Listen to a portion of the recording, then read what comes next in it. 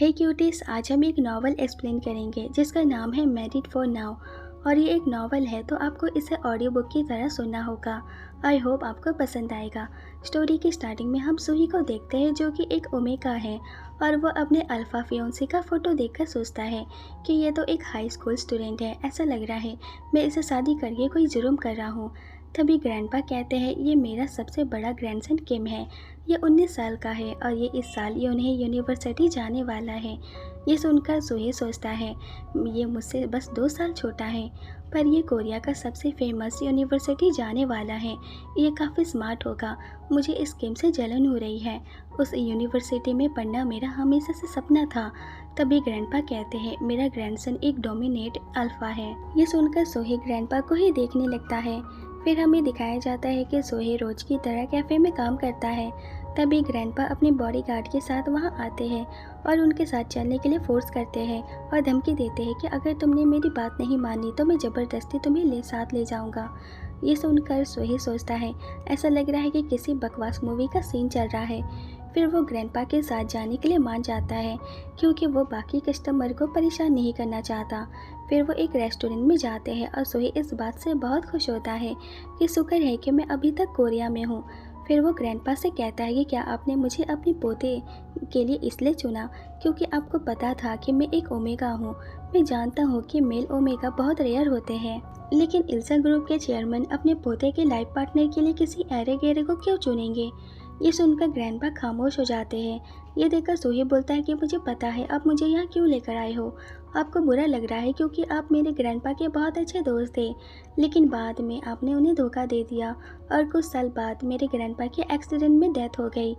उस टाइम में शायद 5 साल का बच्चा था। मुझे ये बात इतनी अच्छे से याद है क्योंकि ये सारी घटनाएं मेरी मॉम के घर छोड़ने के 1 साल बाद हुआ था, इसलिए मुझे याद है। ये सुनकर ग्रैंडपा को बहुत बुरा लगता है। फिर वो कहते हैं क्या तुम्हें मेरे बारे में सब कुछ पहले से पता है। तो सोही मुस्कुराते हुए बोलता है कि वरना मैं किसी अजनबी के साथ क्यों आता। तो ग्रैंडपा कहते हैं तुम्हारे ग्रैंडपा ने मेरे बारे में तुम्हें और क्या बताया था। तो सोही बोलता है कि कुछ खास नहीं, वो तो आपसे नफरत करते थे।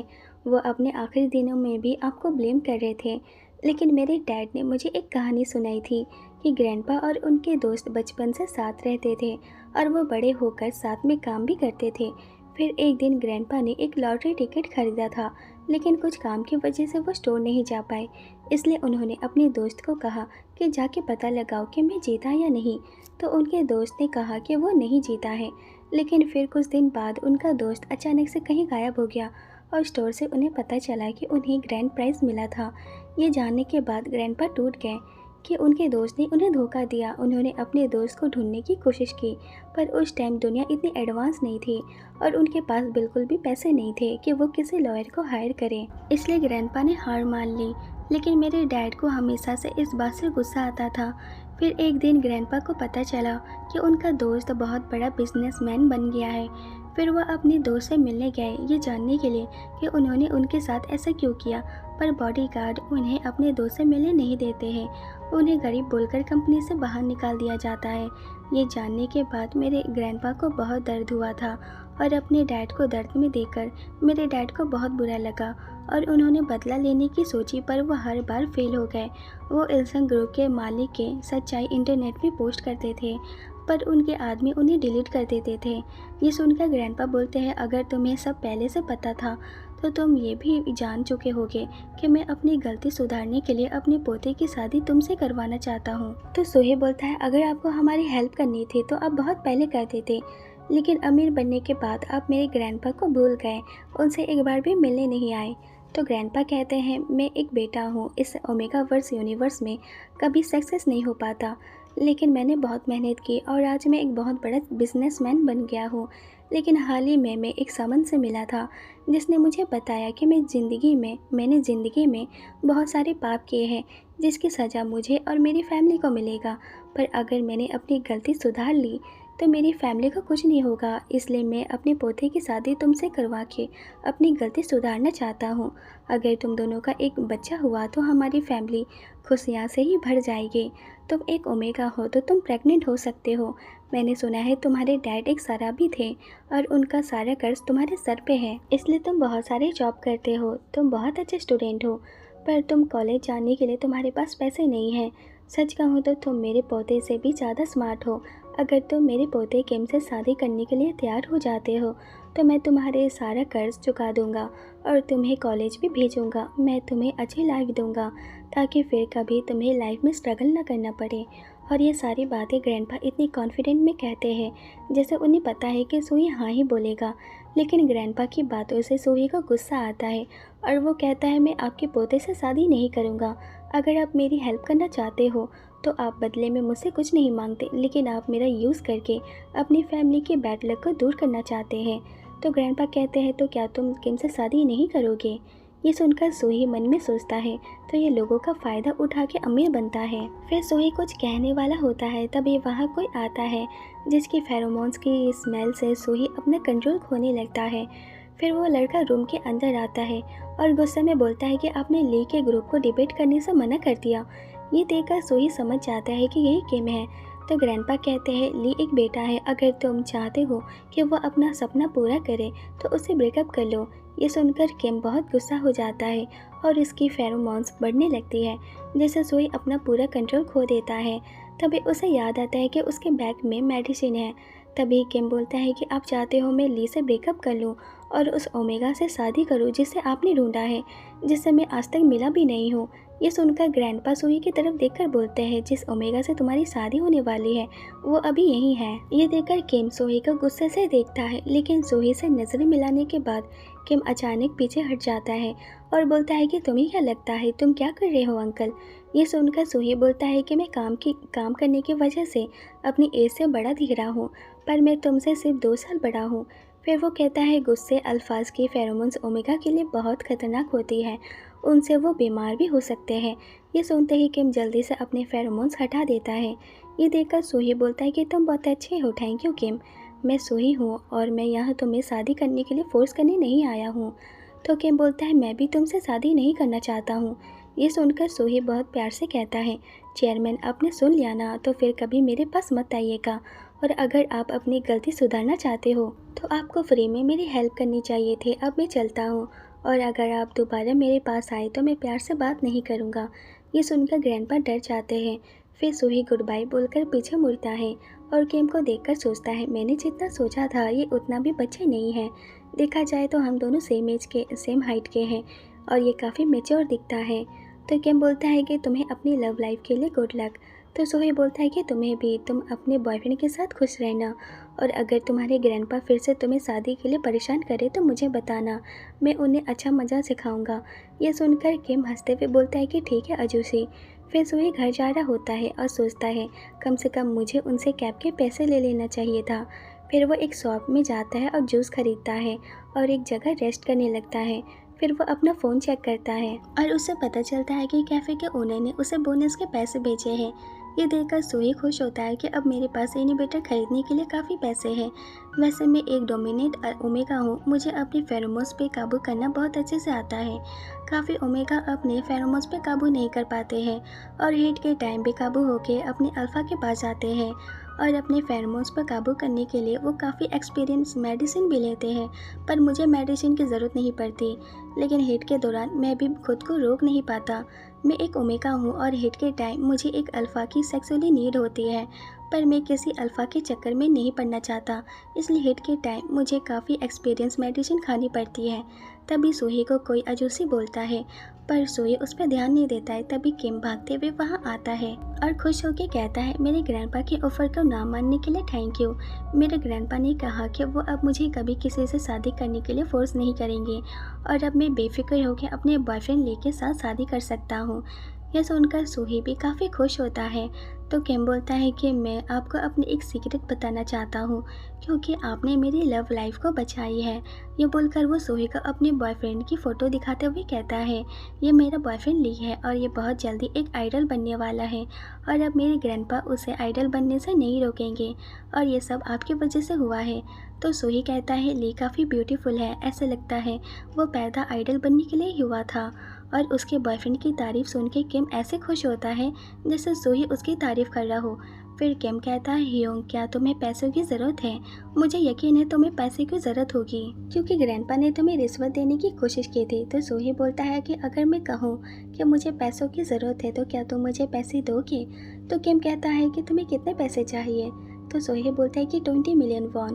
तो किम बोलता है कि ठीक है, तो तुम मुझे अपना अकाउंट नंबर दो। ये सुनकर सोही सरप्राइज होता है क्योंकि उसे लग रहा था कि किम बस उसके साथ मजाक कर रहा है। तो किम बोलता है कि मैं मजाक नहीं कर रहा, आप ये पैसे डिज़र्व करते हो। आपने मेरे ग्रैंडपा के ऑफ़र को मना कर दिया और मुझे बचाया है, तो पैसे लेने से मत शर्माओ। तो सोही कहता है कि तुम गलत समझ रहे हो, मैंने अपनी शर्म को कब का मार दिया है। ये सुनकर किम बोलता है कि आपकी बातों से मुझे रोना आ जाएगा। तो सोही बोलता है कि मैं तुम्हारी फीलिंग को हर्ट नहीं करना चाहता, इसलिए मैं तुमसे पैसे लूँगा। ये बोलकर वो किम को अपना अकाउंट नंबर देता है और बोलता है तुम्हारी सिंसेरिटी का फ़ायदा उठाने के लिए मुझे माफ़ करना। तो किम बोलता है माफ़ी मत मांगो, बचपन से आज तक हर कोई मेरे पास सिर्फ पैसों के लिए आता है ताकि वो मेरा फ़ायदा उठा सके, पर तुम उन जैसे नहीं हो। मैं तुम्हारी रिस्पेक्ट करता हूँ और मेरे कुछ पैसे लेने से मेरे दिल में जो आपके लिए रिस्पेक्ट है वह कम नहीं हो जाएगी। ये बोलकर वो सोही को पैसे देता है और बोलता है कि अगर आप मेरे ग्रैंडपा की बात मान के मुझसे शादी कर लेते तो आज आप बहुत अमीर बन जाते। क्या आपको अपने डिसीजन पे रिग्रेट नहीं होगा? तो सोही किम की तरफ देखकर स्माइल करते हुए बोलता है कि हाँ, मुझे रिग्रेट होगा, पर मैं अपने डिसीजन से काफ़ी खुश हूँ। और सोही की बातें सुनकर किम काफ़ी सरप्राइज होता है। फिर कुछ साल बाद हम देखते हैं कि लोन शार्क वाले पैसों के लिए सोही को काफ़ी मारते हैं और उनके जाने के बाद सोही कांपते हुए अपने घर जाता है। और इतनी मार खाने के बाद सोही का खाना खाने का मन नहीं करता है क्योंकि मार से उसका पेट पहले से ही भरा हुआ होता है। तो वो सिगरेट पीते हुए सोचता है मुझे अपने डिसीजन पे रिग्रेट हो रहा है। अगर मैं किम से शादी करने के लिए मान जाता तो आज मेरी लाइफ ऐसी नहीं होती, लेकिन मैंने पैसों की जगह अपने प्राइड को चुना। फिर हमें 3 साल पहले का सीन दिखाया जाता है कि 20 मिलियन वॉन की जगह किम सोही को 50 मिलियन वॉन देता है। ये देखकर सोही सरप्राइज होता है कि जिस किम से मैंने शादी करने के लिए मना कर दिया वो मेरी हेल्प कर रहा है। भले ये पैसे उस बच्चे के लिए मामूली बात है, लेकिन इन पैसों की वजह से मेरी लाइफ बच गई। मेरे डैड लोगों को एक प्रीमियम चाय बेचते थे, ये कहकर कि इसे पीने से कोई भी बेटा अल्फा बन जाएगा, लेकिन वो सब झूठ था। वो लोगों के साथ फ्रॉड करते थे और उनसे पैसे लेते थे। इसी तरह धीरे धीरे उनका कर्ज बढ़ता गया और हम कर्जे में डूब गए। तो मैंने किम के भेजे हुए पैसे से अपने डैड का सारा कर्ज चुका दिया, लेकिन जब डैड को पता चला कि मेरे पास पैसे हैं तो वो मेरे पैसे लेके भाग गए। लेकिन मैंने कैसे करके 5 मिलियन बचा लिया था और उसे पैसे के साथ में अपनी लाइफ अकेले जी रहा था। मैं खुश था, लेकिन 1 साल बाद फिर कुछ लोन शार्क वाले मेरे डैड के कर्ज मुझसे मांगने आ गए। उन्होंने कहा कि डैड ने उनसे पैसे लिए थे और वो अब गायब है, तो मुझे उनके पैसे भरने होंगे। लेकिन मैंने मना कर दिया और मैं वहाँ से भाग गया, पर उन्होंने मुझे ढूंढ लिया और पैसे के लिए मुझे मारने पीटने लगे। उनकी वजह से मैंने अपनी जॉब खो दी। मैं भाग के थक चुका था। मैंने अपनी लाइफ में हार मान ली थी। मेरे पास गैंग लीडर के प्रपोजल एक्सेप्ट करने के अलावा और कोई रास्ता नहीं था। गैंग लीडर 30 साल का एक अल्फा था। वो रिच और हैंडसम था, लेकिन वो बहुत बुरा पर्सन है। वो सिर्फ मुझसे शादी इसलिए करना चाहता है क्योंकि मैं एक ओमेगा हूँ और मैं उसके बच्चे को जन्म दे सकता हूँ, लेकिन मैं ऐसे पर्सन से शादी नहीं करना चाहता। मैं नहीं चाहता हूँ कि मेरे बच्चों का पापा कोई गैंगस्टर हो, पर मेरे पास और कोई रास्ता नहीं है। क्या मुझे मर जाना चाहिए? फिर वह अपने आप को मारता है कि मैं ये क्या बोल रहा हूँ, मुझे खुद को संभालना होगा। अगर मैंने उस गैंगस्टर को हाँ बोल दिया तो वो मेरे साथ बहुत कुछ करेगा। वो एक बुरा अल्फा है, उसे अपने ओमेगा की फीलिंग की कोई परवाह नहीं है। वो बस अपने सेक्सुअल नीड के लिए मुझे यूज़ करेगा।